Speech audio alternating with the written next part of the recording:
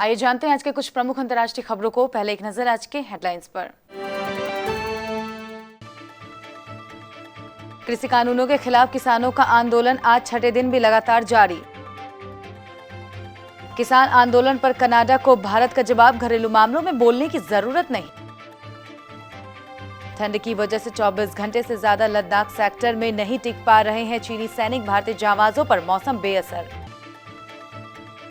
हैदराबाद नगर निगम चुनाव में टीआरएस और भाजपा कार्यकर्ताओं में झड़प।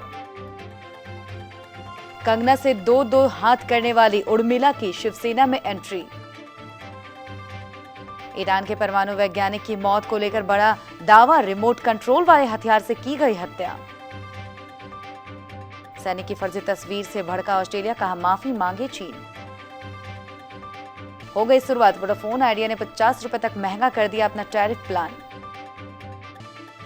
गौहर खान ने मंगेतर जैद दरबार के साथ उम्र के फासले पर कहा, मैं सिर्फ कुछ साल बड़ी हूं। दूल्हा बने बेटे आदित्य नारायण की बारात में जमकर नाचे उदित नारायण, कुछ देर बाद इस्कॉन मंदिर में करेंगे शादी।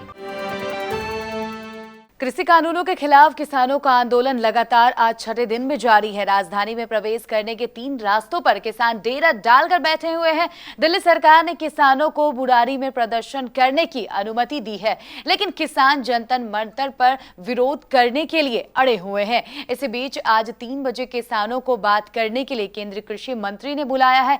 किसानों के विरोध के कारण टिकरी और सिंधु बॉर्डर पूरी तरह बंद है। इसी बीच किसानों ने यह भी चेतावनी दी है कि अगर उनकी बात नहीं सुनी गई तो वे दिल्ली और दूसरे राज्यों को जोड़ने वाले सभी रास्तों को बंद कर देंगे। वहीं पुलिस ने सिंधु बॉर्डर पर हुए बवाल को लेकर मामला दर्ज किया है। दिल्ली में चल रहे किसान आंदोलन पर कनाडा के पीएम की ओर से चिंता जाहिर किए जाने पर भारत ने जवाब देते हुए नसीहत दी है कि राजनीतिक फायदे के लिए किसी लोकतांत्रिक देश के घरेलू मुद्दे पर ना बोले तो ही बेहतर है। भारतीय विदेश मंत्रालय ने इसे नाजायज और नासमझी भरा बताया है। विदेश मंत्रालय के प्रवक्ता अनुराग श्रीवास्तव ने कहा, भारत में किसानों के बारे में हमने कनाडा के कुछ नेताओं के कुछ नासमझी भरे बयान देखे। ये नाजायज है, खासकर तब जब एक लोकतांत्रिक देश के अंदरूनी मामलों से जुड़ा हो। सबसे अच्छा यह है कि राजनीतिक उद्देश्यों के लिए कूटनीतिक संवाद को तोड़ा मरोड़ा ना जाए।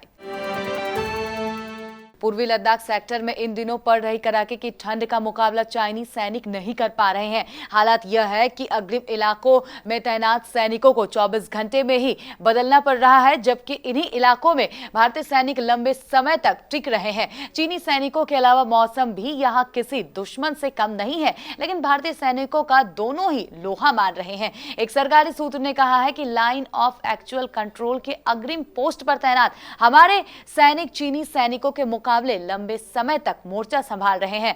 कठोर सर्दी और इतने कम तापमान से अधिक वास्ता नहीं पड़ने की वजह से चीनी सैनिकों को हर दिन बदलना पड़ रहा है।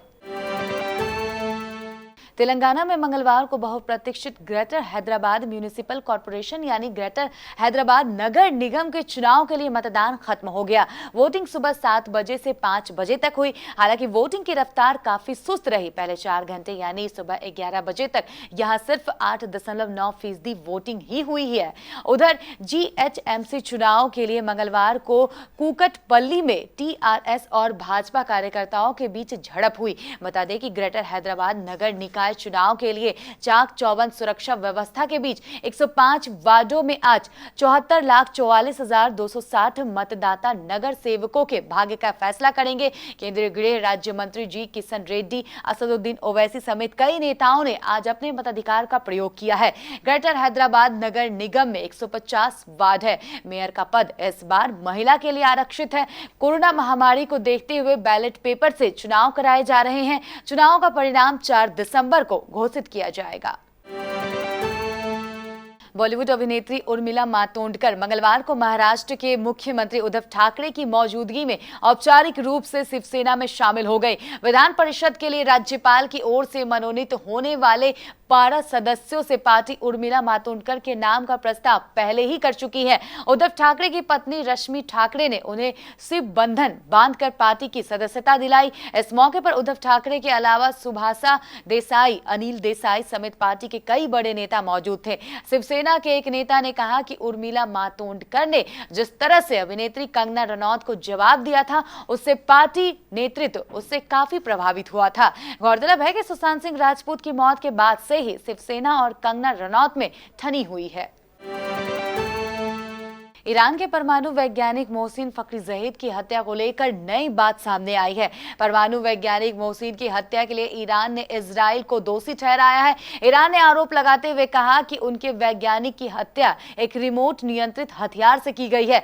सुरक्षा प्रमुख अली समखानी ने कहा कि हमलावरों ने इलेक्ट्रॉनिक उपकरण का इस्तेमाल किया और वे घटनास्थल पर मौजूद नहीं थे। ईरान के सर्वोच्च राष्ट्रीय सुरक्षा परिषद के प्रमुख समखानी ने कहा, उनकी सुरक्षा को लेकर सभी आवश्यक उपाय किए गए थे, लेकिन दुश्मनों ने बिल्कुल नए तरीके का इस्तेमाल किया। इस हत्या के पेशेवर और विशेष तरीके से अंजाम दिया गया था। दुर्भाग्य से हमारे दुश्मन इनमें सफल रहे। यह बहुत ही जटिल मिशन था क्योंकि इसमें इलेक्ट्रॉनिक उपकरण का इस्तेमाल किया गया। घटनास्थल पर कोई भी मौजूद नहीं था। चीन के विदेश मंत्रालय ने अफगानिस्तान में ऑस्ट्रेलिया द्वारा युद्ध अपराध की कंप्यूटर से बनाई तस्वीर सोमवार को सोशल मीडिया पर पोस्ट कर दी।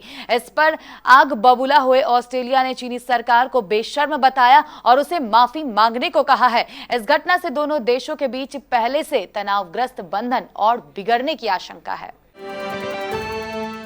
पिछले साल दिसंबर में रिलायंस जियो, वोडाफोन आइडिया और एयरटेल ने अपने टैरिफ प्लान महंगे किए थे, लेकिन बावजूद इसके इन कंपनियों की शिकायत रही है कि मौजूदा टैरिफ प्लान की कीमत उचित नहीं है क्योंकि उन्हें घाटा हो रहा है। कुछ दिन पहले ही एक रिपोर्ट आई थी जिसमें कहा गया था कि वोडाफोन आइडिया और एयरटेल के प्लान जल्द ही 25% तक महंगे हो सकते हैं। अब दिसंबर की शुरुआत के साथ ही वोडाफोन आइडिया ने टैरिफ प्लान महंगा करने की शुरुआत कर दी है। वोडाफोन आइडिया ने टैरिफ की कीमत बढ़ाने की शुरुआत अपने पोस्टपेड प्लान के साथ ही की है। वोडाफोन आइडिया ने अपने 2 पोस्टपेड प्लान की कीमतों में 50 रुपए का इजाफा कर दिया है। वोडाफोन आइडिया के 598 रुपए वाले पोस्टपेड प्लान अब 449 रुपए हो गया है। वहीं 749 रुपए वाले प्लान की कीमत 799 रुपए हो गई है। नई कीमतों के साथ इन दोनों प्लान को वोडाफोन आइडिया की वेबसाइट पर देखा जा सकता है। बता दें कि ये दोनों प्लान कंपनी की आरईडी फैमिली के प्लान है। गौहर खान और जैद दरबार 25 दिसंबर को शादी करने वाले हैं। अब तक ऐसा कहा जा रहा था कि गौहर और जैद के बीच उम्र का अंतर 12 साल है, लेकिन गौहर ने हाल ही में एक इंटरव्यू के दौरान इस बात को गलत बताया है।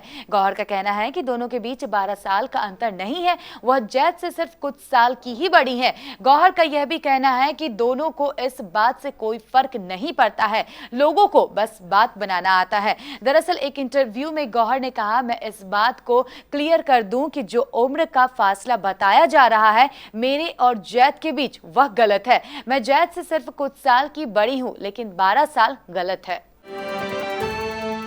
दिग्गज सिंगर उदित नारायण के बेटे आदित्य नारायण आज जुहू स्थित इस्कॉन मंदिर में गर्लफ्रेंड श्वेता अग्रवाल के साथ शादी करने जा रहे हैं। आदित्य की बारात के फोटो और वीडियो सामने आ चुके हैं, जिनमें वे अपने पिता उदित नारायण के साथ जमकर डांस करते नजर आ रहे हैं। आदित्य की मां दीपा नारायण भी बेटे की शादी में खूब डांस कर रही है। पिछले दिनों एक इंटरव्यू में आदित्य ने कहा था, कोविड-19 की वजह से हम सिर्फ क्लोज फैमिली मेंबर्स और फ्रेंड्स को ही बुला सकते हैं, क्योंकि महाराष्ट्र में शादी में 50 से ज्यादा लोगों को बुलाने की इजाजत नहीं है, इसलिए यह मंदिर में छोटी सी शादी होगी और उसके बाद छोटा सा रिसेप्शन।